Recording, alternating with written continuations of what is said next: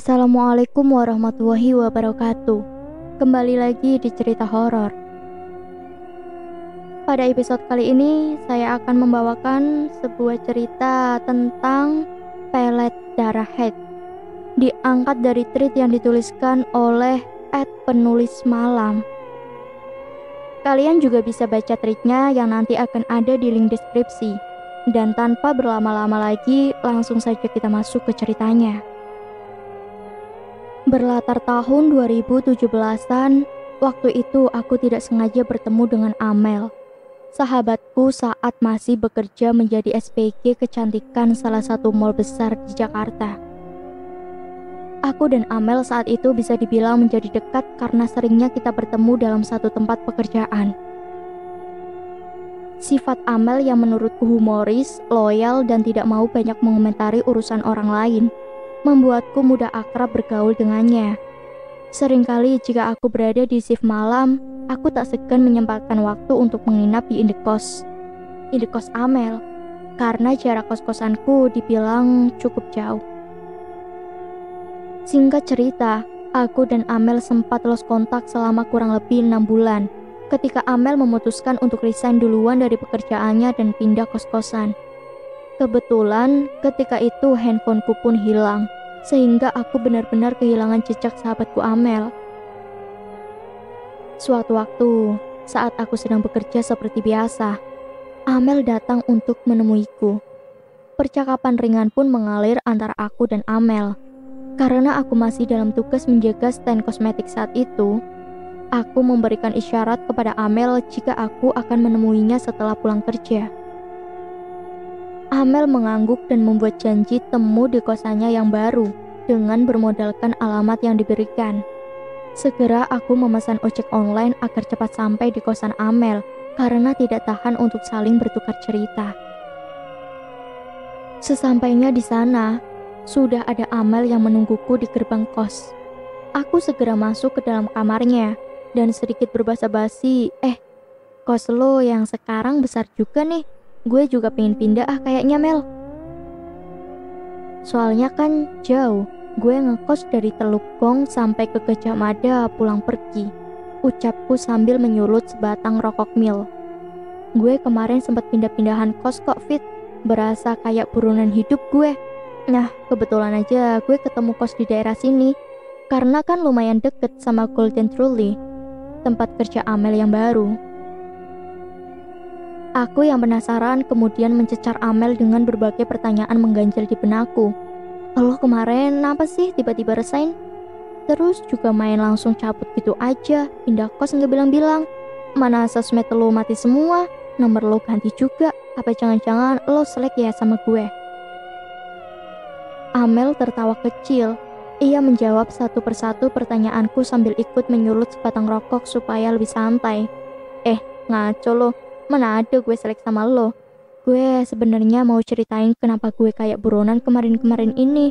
Cuma keadaannya cukup genting. Gue pikir nanti aja lah, kalau ada waktu baru gue temuin lo lagi buat cerita. Pas kemarin gue sempet kirim WA ke lo, tapi WA lo gak aktif malahan. So ya gue samperin aja ke mall. Barangkali lo masih kerja di situ. Jawab Amel datar. Jangan-jangan lo itu buronan debt collector ya? Terkaku dengan wajah serius. Suwe lo, ya kali gue nista banget hidupnya. Punya utang sampai buronan gitu. Kelakar Amel sambil tertawa-tawa. Ya udah nih, kalau lo penasaran, gue ceritain cerita dari awal kenapa gue bisa sampai kayak buronan yang pindah-pindahan. Imbuh Amel kemudian. Sekitar 2 tahun yang lalu, Amel mempunyai pacar yang bernama Jordi. Hubungan antara Amel dan Jordi bisa dibilang hanya mulus di awal saja. Amel dan Jordi sebenarnya saling mencintai satu sama lain, walaupun banyak perbedaan di antara mereka. Jordi sempat membawa Amel kepada mamanya, karena saat itu Jordi dan Amel ingin benar-benar membawa hubungan mereka ke jenjang pernikahan. Namun seperti apa yang sudah aku bilang di awal, perbedaan ras, suku, dan agama Amel membuat Mama Jordi malah murka saat Amel diperkenalkan kepadanya. Mama Jordi langsung mengusir Amel dan memarahi Jordi agar tidak berhubungan pacaran dengan Amel. Di saat-saat itulah hubungan antara Amel dan Jordi mulai merenggang. Hubungan yang terjalin baik di awal, kini bagaikan sebuah neraka bagi Amel dan Jordi.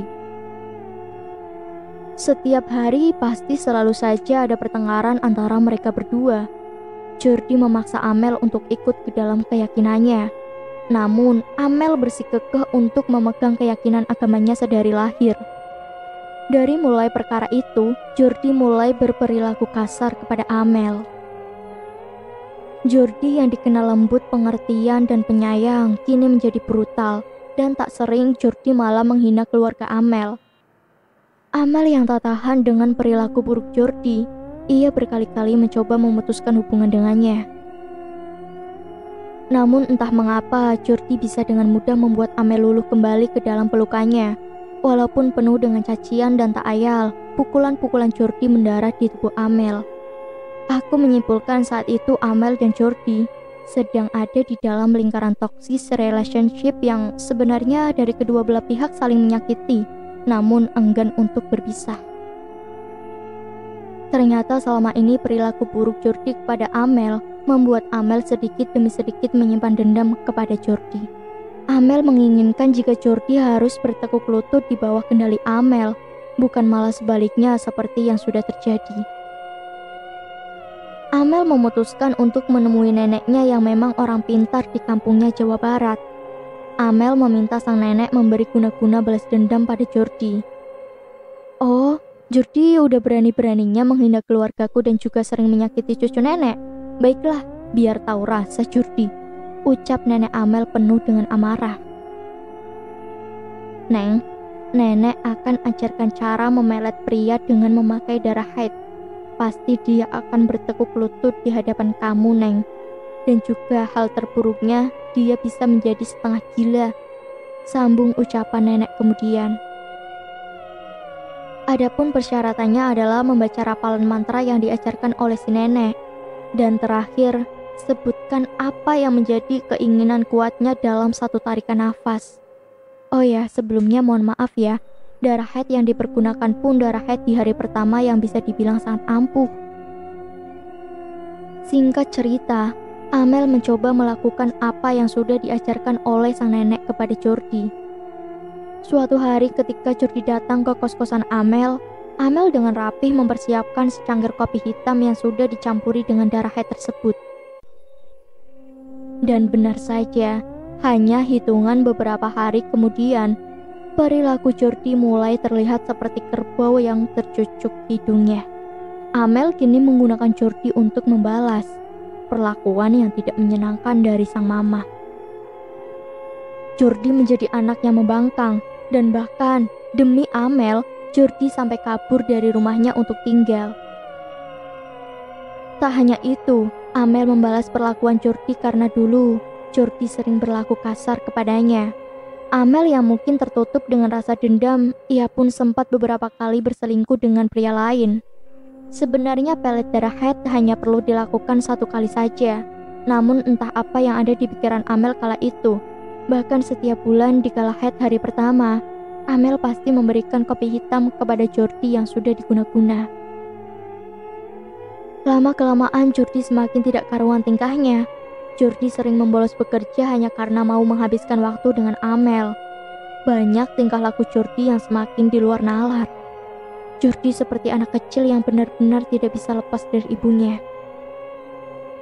Bahkan seringkali saat Amel mau pergi bekerja, Jordi selalu menahan Amel supaya tetap bersama berduaan saja, seperti pengantin baru di kosan. Aku mengambil kesimpulan dari bagian cerita ini, mungkin saja Jordi seperti orang yang sudah kebanyakan diberikan dosis guna-guna sehingga mengganggu keadaan mental Jordi. Lama-kelamaan Amel berpikir jika yang dilakukannya seperti senjata makan tuan. Niat hati untuk mengguna-guna Jordi membalaskan dendam sekaligus memanfaatkannya. Namun yang ada, Jordi yang kian hari berperangai di luar logika seolah membebankan posisi Amel. Amel tidak leluasa untuk bekerja, bahkan ia seperti terus dihantui oleh Jordi yang akan selalu mengikutinya di saat apapun. Amel yang sudah malas membina hubungan dengan Jordi.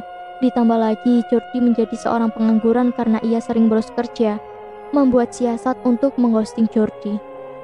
Amel diam-diam mempersiapkan lamaran kerja baru di mall yang sama tempatku bekerja. Amel pun mencari kosan lagi agar Jordi tidak bisa lagi menemuinya.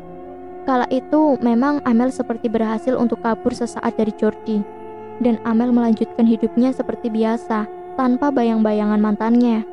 Amel pun menutup rapat ceritanya dengan Jordi kepadaku saat itu. Amel berkata, jika sebenarnya ia menyesal telah mengguna-guna Jordi dan menyadari apa yang dilakukannya kemarin itu salah.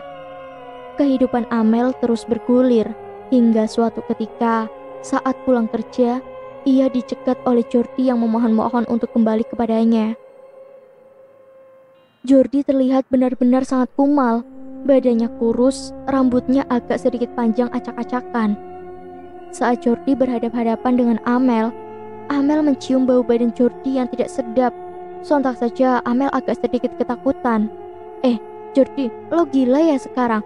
Lo kayak nggak mandi berhari-hari, Jordi. Sekarang lepasin tangan gue atau gue teriak nih. Ancaman Amel memang berhasil membuat Jordi pergi malam itu.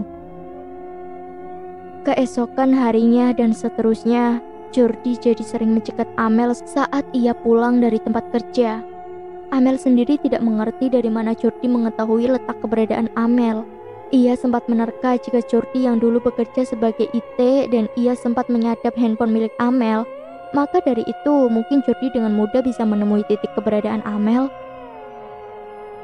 Anehnya, saat Jordi menemui Amel, ia juga mengajak serta papa dan mamanya. Amel memang dalam hatinya tertawa-tawa puas mengingat saat Amel dipermalukan keluarga Jordi. Secara langsung, ia bisa membalas perlakuan menyakitkan itu. Nak Amel, tolong tante nak. Jordi seperti orang gila saat kamu pergi. Saat ini tante dan om merestui hubungan kalian. Tapi tolong jaga Jordi. Jordi anak kesayangan om dan tante satu-satunya. Tante dan om gak mau sampai kejiwaan Jordi terganggu, ucap mama Jordi sambil berlutut di depan Amel. Maaf om, tante, saya saat ini telah menolak. Betul yang dulu om dan tante bilang. Saya ini cuma wanita pribumi yang berbeda kasta sama kalian. Saya juga tidak seiman. Dan saya pun tidak akan meninggalkan iman saya untuk anak om dan tante. Paham? Sekarang saya mau pulang. Tolong bawa anak kalian dan jangan pernah ganggu saya, ucap Amel meninggalkan mereka bertiga. Papa Jordi sempat menahan kaki Amel dan membujuk Amel. Gak apa-apa nak, biar Jordi mengikuti keyakinan agamamu. Kami ikhlas, ucapnya mengibah. Om, maaf ya, cuma kesabaran saya sudah habis. Sudah tidak bisa lagi hubungan saya dan Jordi ini berlangsung. Pergilah kalian, timpal Amel ketus.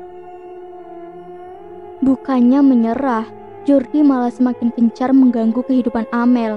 Hingga pada akhirnya, Amel memutuskan untuk kembali resign, pindah kos-kosan, sampai menjual handphone lamanya. Amel pun meneruskan ceritanya. Selama ia berpindah kos, ia selalu merasa dihantui oleh Jordi. Guna-guna itu kini telah berbalik menyerang tuannya. Amel seringkali merasa paranoid sendiri.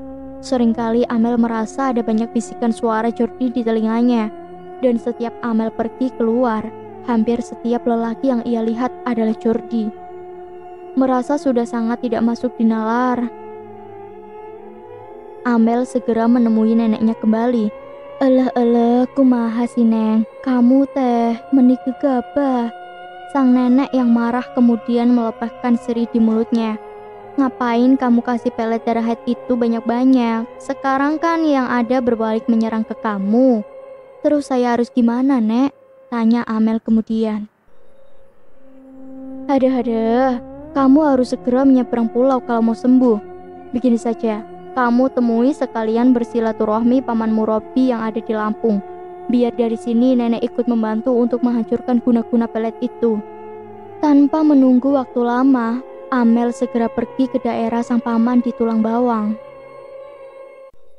Dalam perjalanannya, ia masih terus dihantui rasa bersalah dengan apa yang telah ia lakukan kepada Jordi. Setelah melewati laut dan sampai di pelabuhan, Perlahan Amel merasa pandangannya seperti normal kembali. Ia pun sejenak tak mendengar suara Jordi yang menggema di telinganya. Amel melanjutkan perjalanannya ke rumah pamannya dan menginap selama 3 malam. Lalu kemudian kembali ke Jakarta. Sesaat setibanya di Jakarta, Amel yang masih diliputi rasa bersalah, ia kemudian langsung datang menemui Jordi ke rumahnya. Di sana Amel masih disambut baik kedua orang tuanya. Namun Jordi benar-benar sudah seperti kehilangan kesadarannya. Ia tertawa-tawa sendiri dan berbicara sendiri. Tubuhnya pun memprihatinkan. Sudah tidak ada lagi Jordi yang tegap perkasa dan wajahnya yang tampan. Sang mama menangis menceritakan kejadian yang menimpa anaknya Jordi. Lagi dan lagi, mama dan papa Jordi meminta supaya Amel bisa menyembuhkan Jordi. Namun Amel masih menolak. Sebaiknya anak tante dibawa keluar pulau. Kalau om dan tante mau anak kalian sembuh, ucap Amel memberikan jalan keluar untuk mereka. Amel pun jujur, mengakui dirinya telah mengirimkan guna-guna ilmu pelet kepada Jordi. Karena Jordi berperilaku kasar dan orang tuanya sudah keterlaluan menginjak-injak harga diri Amel sebagai wanita. Walaupun terbesit ada rasa kesal di wajah orang tua Jordi, namun kini yang terpenting adalah anak mereka satu-satunya bisa kembali menjadi lelaki normal. Akhirnya Jordi segera dibawa sang ibu ke Pulau Kalimantan, karena kebetulan ibu Jordi banyak memiliki kerabat di pulau itu. Jordi bahkan sempat dibawa ke salah seorang cenayang asal Dayak yang sakti untuk melepaskan pelet-pelet tersebut. Untuk Jordi sendiri, proses penyembuhannya memang tidak instan, memerlukan waktu berbulan-bulan untuk menetralisir ilmu pelet tersebut. Akhir cerita, Amel mengungkapkan jika setelah ia menyelesaikan permasalahannya dengan Jordi, ia kembali melamar pekerjaan sebagai SPG di Mall Golden Truly Jakarta dan berhasil membuka lembar baru kehidupannya. Sekian cerita horor hari ini. Nantikan untuk kisah-kisah horor yang lainnya tetap di cerita horor. Banyak sekali pesan moral yang dapat kita ambil dari cerita ini. Cinta yang tidak sejalan jangan sampai membuatmu buta jalan dengan cara bergelut dalam dunia hitam. Tingkatkan yang baik, hilangkan yang buruk. Wassalamualaikum warahmatullahi wabarakatuh.